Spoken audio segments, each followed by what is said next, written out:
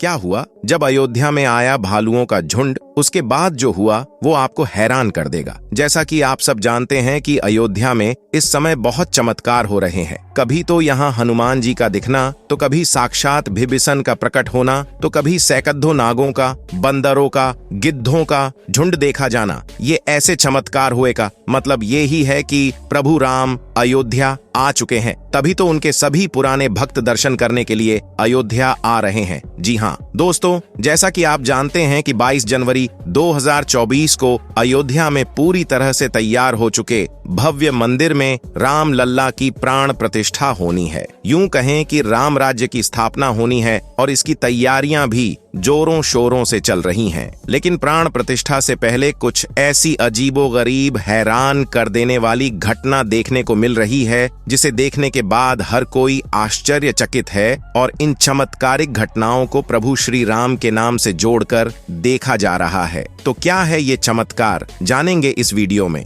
दोस्तों, स्वागत है आपका हमारे चैनल पर। आगे चलने से पहले वीडियो को लाइक और चैनल को सब्सक्राइब जरूर कर दें। चलिए वीडियो में आगे चलते हैं। मर्यादा पुरुषोत्तम भगवान श्री राम का भव्य मंदिर अब बनकर तैयार हो चुका है और प्रभु श्री राम के बाल स्वरूप यानी राम लल्ला के प्राण प्रतिष्ठा का दिन नजदीक आता जा रहा है और सभी श्रद्धालु जन बेसब्री से 22 जनवरी का इंतजार कर रहे हैं, जब राम जन्मभूमि अयोध्या में प्रभु श्री राम की चयनित मूर्ति को स्थापित किया जाएगा। जी हाँ दोस्तों, आपको बता देते हैं कि राम लल्ला की 3 मूर्तियों में से एक का चयन कर लिया गया है, जिसको गर्भगृह में स्थापित किया जाएगा। इसी के साथ करोड़ों भक्तजन इस दिन को दिवाली समारोह की तरह मानते हुए अपने घरों में दीप प्रज्वलित करने को तैयार हैं। राम लल्ला की प्राण प्रतिष्ठा समारोह, जिसे राम राज्य की स्थापना कहा जा रहा है, 22 जनवरी 2024 को होने वाला है। देश के कोने कोने से उत्साह की लहर सुनाई पड़ रही है। ऐसा लग रहा है मानो पूरा भारतवर्ष राम भक्ति में डूबने को तैयार है। केवल देश ही नहीं बल्कि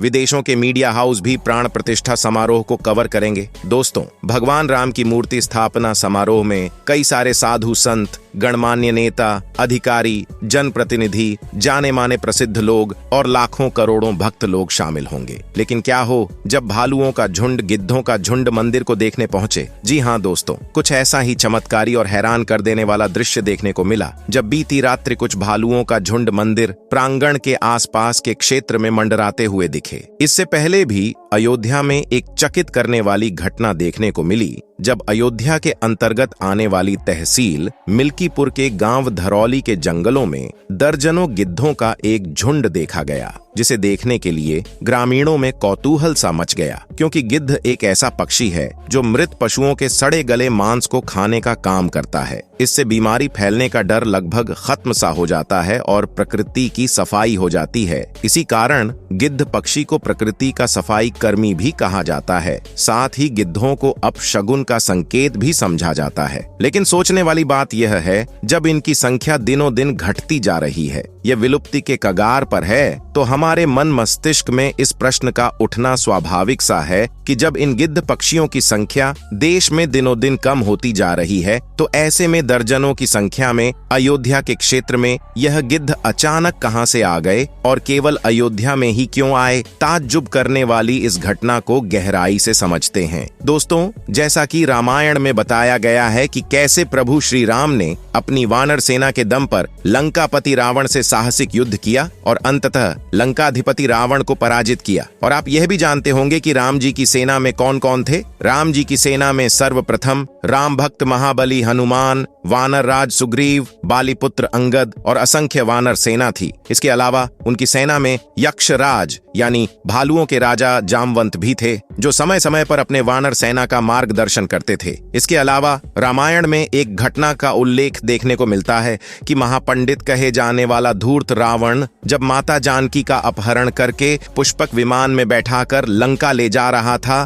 तब रावण का सबसे पहला सामना होता है विशाल जटायु पक्षी से, जिसने हवा में उड़ते हुए रावण से बड़ी वीरता के साथ युद्ध किया और रावण को चोट भी पहुंचाई। लेकिन रावण के वार से पक्षी जटायु का एक पंख कट गया और जटायु धरती पर आ गिरे। अपहरण का सारा वृत्तांत जटायु ने राम जी को सुनाया और अंततः वीरगति को प्राप्त हुए। सतयुग के इन्हीं जटायु पक्षी को आज कलयुग में गिद्ध पक्षी के नाम से जाना जाता है। और जब तहसील मिल्कीपुर के धरौली गांव के जंगलों में दर्जनों गिद्ध पक्षी को एक साथ देखा गया, तब सभी ग्रामीण लोग यही कह रहे हैं थे, जब यह पक्षी विलुप्ति के कगार पर है, जो अब न के बराबर देखने को मिलते हैं, तो इतनी बड़ी संख्या में गिद्धों को एक साथ देखना किसी चमत्कार से कम नहीं है। ग्रामीणों का मानना था कि यह गिद्ध पक्षी और कोई नहीं बल्कि जटायु के अवतार या फिर वंशज है, जो अयोध्या में बन रहे राम लल्ला के भव्य मंदिर को देखने पहुंचे हैं, या फिर यूं कहें कि अपनी हाजिरी लगाने अयोध्या आए हैं। अयोध्या में विलुप्त प्रजाति के गिद्धों का दिखना किसी चमत्कार से कम नहीं है और लोगों ने इन गिद्धों को जटायु का वंशज मानकर उनकी पूजा करना भी शुरू कर दिया है। चलिए अब बात करते हैं वानरों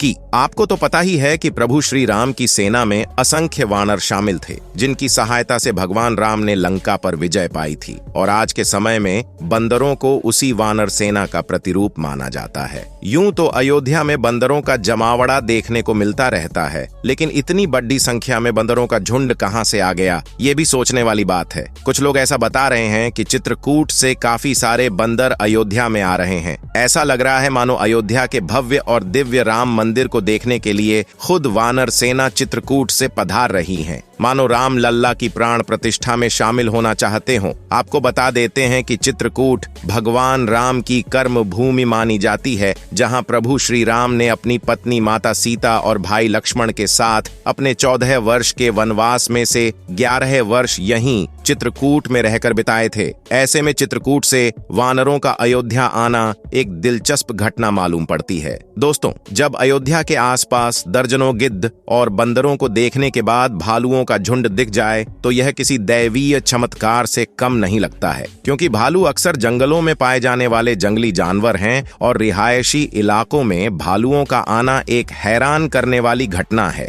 राम लल्ला के प्राण प्रतिष्ठा जैसे खास मौके से पहले भालुओं के झुंड को देखना बेशक सभी जन साधारण को विस्मित कर रहा है। यहाँ भी राम भक्त लोग आपस में चर्चा कर रहे हैं कि यह भालुओं का झुंड और कोई नहीं बल्कि सतयुग कालीन प्रभु श्री राम के भक्त यक्षराज जामवंत के अवतार हैं, जो 22 तारीख को हो रहे अलौकिक समारोह में शामिल होने की अपनी इच्छा व्यक्त कर रहे हैं। तो यह कह सकते हैं कि प्रभु श्री राम की संपूर्ण सेना राम जी के दर्शन हेतु अयोध्या पहुंच रही है, जिसमें जटायु, जामवंत और पूरी वानर सेना शामिल है। यूं तो हर कोई अयोध्या में भगवान राम के प्राण प्रतिष्ठा समारोह में जाने की मंशा रखते हैं, लेकिन जटायु पक्षी के समान दर्जनों गिद्धों का दिखना और जामवंत का अवतार कहे जाने वाले भालुओं के झुंड को देखना सच में जनमानस को अचंभे में डाल रहा है। अब तो ऐसा लगता है जैसे राम लल्ला के इस प्राण प्रतिष्ठा समारोह में केवल नर और नारी ही नहीं बल्कि सूर्य देव, नाग, किन्नर,